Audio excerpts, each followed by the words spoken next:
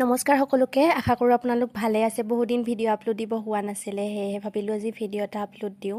পইণ্টত যাব ওলাইছোঁ, কিবাকিবি বজাৰ কৰিব। গোটেই সপ্তাহটোৰ কাৰণে বজাৰ কৰিম, যিহেতু ATMৰ পৰা পইচা ওলাই ল'লোঁ আৰু এই দাদাজনৰ দোকানতে কিবাকিবি বহুত বজাৰ কৰিলোঁ।